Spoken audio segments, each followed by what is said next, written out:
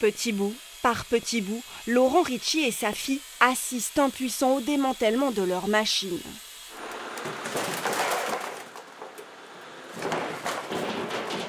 « 45 ans à fabriquer des moules pour les verreries de toute la France, l'entreprise familiale a été coulée en quelques heures par la rivière voisine, le Gier. L'eau est arrivée jusque là, il y a des variateurs, des boîtes électroniques qui ont trempé sous l'eau. Quand on a vu vraiment le niveau d'eau, on a senti que c'était foutu.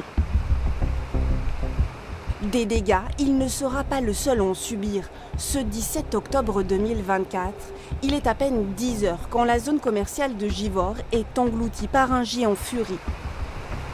20 minutes plus tard, l'autoroute A47 et la ligne SNCF reliant Saint-Étienne à Lyon sont coupées.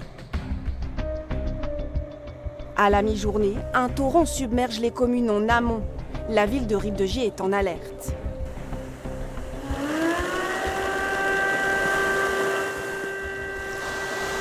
T'as vu comme ça monte? 1,50 m au moins. Ça fait longtemps qu'on ne l'avait pas vu comme ça. Là, je ne sais pas tellement quoi faire parce que j'ai appelé les pompiers, mais les pompiers ils sont débordés par autre chose. D'un coup, l'eau est montée et on était bloqués.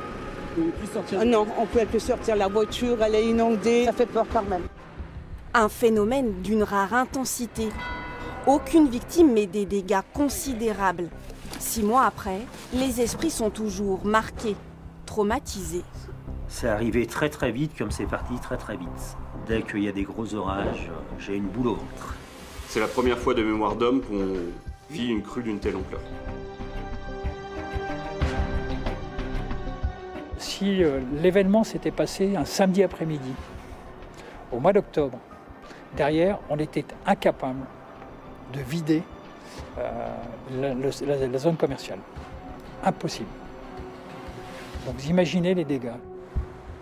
Aujourd'hui, les rues ont été nettoyées, les déchets évacués, l'urgence traitée. Restent de nombreux dégâts, mais surtout des interrogations.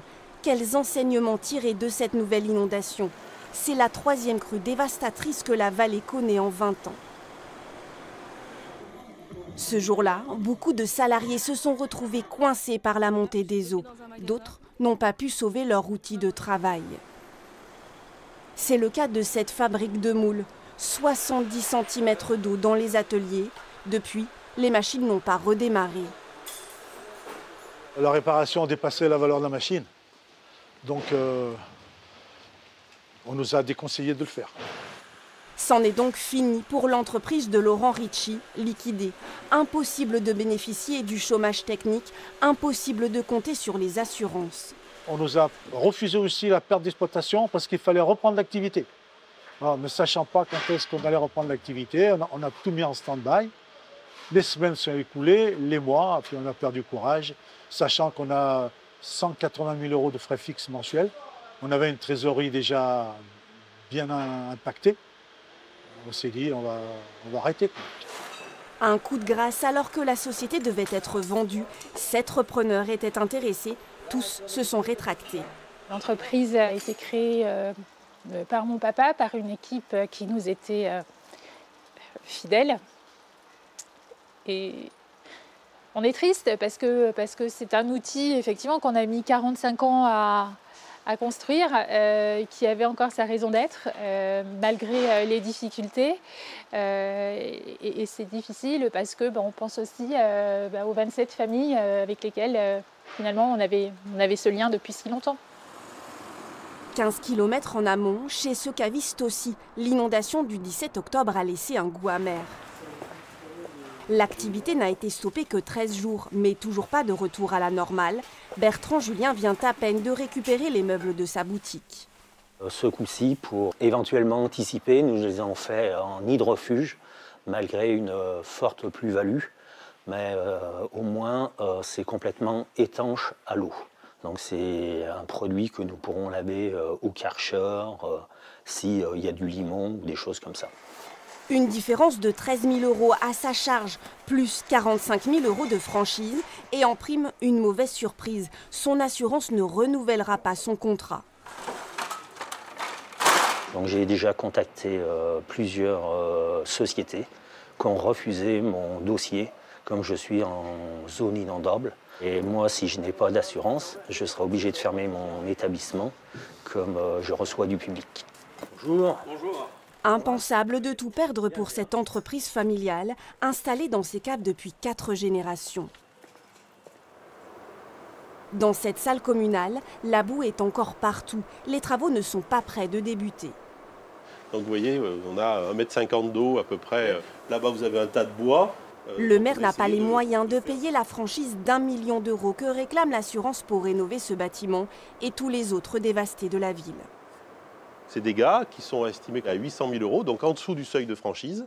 Donc on n'a pas fait jouer l'assurance et on ne sera pas assuré pour ces dégâts. La commune devra prendre en charge à 100% ces réparations. Du coup, ça fera partie d'un plan de financement sans doute sur plusieurs années pour remettre en état ce bien comme tant d'autres sur la commune. Éviter une franchise démesurée, c'est aussi ce que tente de faire le maire voisin de Rive-de-Gier. Son assurance lui imposait un montant de 2,5 millions d'euros. Après d'âpres négociations, Vincent Bonny a obtenu de revenir à la règle des 10% du montant du sinistre. Tu peux programmer, s'il te plaît, un rendez-vous avec notre avocate pour qu'on se mette d'accord sur le dernier courrier qu'on envoie à l'assurance en disant, voilà, les experts se sont mis d'accord sur le montant des dommages. Le bras de fer est loin d'être terminé. Comme la Grand-Croix et Rive-de-Gier, des dizaines de communes sont en difficulté avec leur compagnie d'assurance. L'élu communiste en a fait son combat. On a besoin de trouver les mécanismes pour faciliter l'accès à une couverture assurantielle pour toutes les communes. Et je crois que la bagarre que nous menons, elle peut être utile effectivement pour les 35 000 communes de France. Pour tenter de limiter les dégâts, les collectivités se sont dotées de spécialistes. À Givors, Jérémy Leplus s'est remis en chasse. On a de la terre, on a également des pommes de pin, on a des branchages. Et c'est tout ça qui nous permet de dire que la crue est passée par là et que le Gier a inondé l'autoroute. Cet ingénieur traque les laisses de crue, la moindre trace laissée par la crue. En bas de cet immeuble, l'eau est montée à 1,66 m. On voit qu'il y a encore un peu de dépôt. Là, en plus, avec le dessin, on voit vraiment qu'il y a une partie qui a été effacée et l'autre pas du tout. Et si on prend un peu de recul, on voit un peu la terre qui rend le mur un peu plus marron, alors qu'au-dessus, la couleur est totalement différente. Donc là, oui, c'est une laisse qui est vraiment très importante pour nous parce que le niveau, il est net, il est précis. On sait qu'on est arrivé jusqu'ici. Au total, près de 300 laisses de crue ont été identifiées côté Rhône et côté Loire. Des éléments précieux pour analyser ce phénomène, d'autant que cette inondation n'aurait rien à voir avec les précédentes. Dans ces bureaux, ces techniciens en charge de la surveillance du Gier cherchent à comprendre. 50-60 mm en 3 heures, donc c'est énorme. En recoupant les données météo du jour, les laisses de crue et les débits captés en temps réel par les radars installés le long de la rivière, ils viennent d'appréhender son caractère atypique. L'inondation a commencé en bas du Gier, à Givors, avant de se propager en amont, à Rive-de-Gier. D'habitude, on avait tendance dans les études hydrauliques à considérer que la pluie tombait de façon homogène un peu partout. Et là, ça nous prouve vraiment que c'est très importante, cette variation géographique. Et qu'en fait, ça peut tout changer sur un événement comme celui-ci. L'analyse de cette crue permettra d'alimenter Saphira, le système sur lequel Saint-Étienne Métropole et le syndicat du Gier rhodanien se basent pour lutter contre les crues. Lancés en 2010, ils permettent aussi d'alerter les communes les jours critiques. Si on compare avec 2003-2008, on constatait les dégâts sans savoir ce qui s'était passé et ce qui allait se passer. Là, on peut anticiper de 4 heures la survenance de l'événement.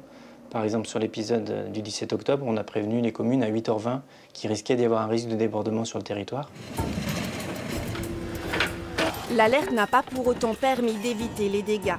La facture du 17 octobre avoisinerait les 50 millions d'euros pour les communes de la vallée. Le risque de crue, ces collectivités l'appréhendent depuis des années. La preuve, à chaque mandat, ces travaux pour endiguer le phénomène. Après avoir contenu la rivière pendant des années, il faut désormais lui redonner de l'espace. Ici, on casse les ouvrages qui la contraignent. Là, le cours d'eau était complètement confidentiel, coincé entre deux murs, on ne le voyait pas du tout. Et donc là, demain, il sera visible de tous. Les pentes seront beaucoup plus douces, seront végétalisées, alors que quand l'eau coule sur un mur, elle s'accélère, elle a tendance à s'accélérer et à venir aggraver la situation à l'aval. Son espace passera de 4 à 15 mètres. En aval, on redessine aussi son lit pour lui laisser le droit d'en sortir, sans trop inonder les riverains. Vu la configuration géographique du Gier, là où il passe, en fait, on est contenu entre l'autoroute et la voie ferrée. Et donc, ce qu'on va leur apporter avec ces travaux, c'est un peu d'oxygène, je dirais. Mais ils savent que le risque va rester quand même. Au minimum, limiter les dégâts, au maximum sortir de la zone inondable. C'est ce que certains travaux de renaturalisation ont réussi. Terminé en 2020, cet aménagement a permis à la commune de la Grand-Croix de sauver tout un quartier le 17 octobre. Avec une zone d'expansion qui peut aller jusqu'à 200 mètres au fond. C'est-à-dire que le lit prend la place, il s'étend de chaque côté, rive gauche, rive droite, et il ne déborde pas sur les entreprises. En 2008, on avait 47 entreprises en chômage technique. Cette année, on en a 0. Même résultat quelques kilomètres plus loin, cette ancienne friche industrielle tout juste renaturalisée a servi de zone tampon. Aucun riverain n'a été inondé. Sur la partie droite, ça s'est relativement bien comporté parce qu'en fait, le flot s'est réparti. À coût de millions d'euros, les élus tentent de maîtriser le risque inondation. C'est la stratégie des sauts de puce, c'est-à-dire que sur le linéaire, quand on voit qu'il y a une opportunité foncière, quand on voit qu'il y a des possibilités d'agir, alors évidemment sur un linéaire, il y a des parties plus urbaines où bien évidemment c'est plus compliqué. Compliqué, même très compliqué. C'est le cas de Rive-de-Gier. La ville s'est développée en couvrant la rivière sur plus d'1 kilomètre. Mais à chaque inondation, l'idée de découvrir le Gier ressurgit, cette fois-ci avec plus d'insistance. D'abord contre, le maire de la commune s'est fait à l'idée de ces travaux titanesques. Où vont passer les voitures si jamais on enlève la route? Où vont être relogés les gens si on doit déconstruire des immeubles, leurs maisons? Où est-ce que vont avoir lieu les commerces, les activités, etc. Il faut penser l'aménagement de la ville pour pouvoir faire cette découverture de la rivière et laisser la crue passer sans inonder de partout. Un projet à près d'un demi-milliard d'euros qui inquiète commerçants, habitants et riverains. Les études de faisabilité seront lancées dans quelques mois. Givors aussi aimerait en finir avec les inondations. La commune cherche la solution, élargir le Gier, réaménager son lit ou lui rendre ses méandres. Nous devons vivre avec ce risque, quoi qu'il en soit. C'est-à-dire qu'on pourra toujours protéger, amener une protection plus, mais le risque, quand bien même on a la meilleure des protections, on aura quand même un risque d'inondation. Donc il va falloir travailler cette résilience. Aménager les berges, aider les riverains à s'équiper, améliorer les systèmes d'alerte. Habitants, chefs d'entreprise, élus de la vallée du Gier, tous sont résignés et savent que la prochaine inondation leur demandera encore des efforts. En attendant, ils veulent aussi profiter de son calme retrouvé.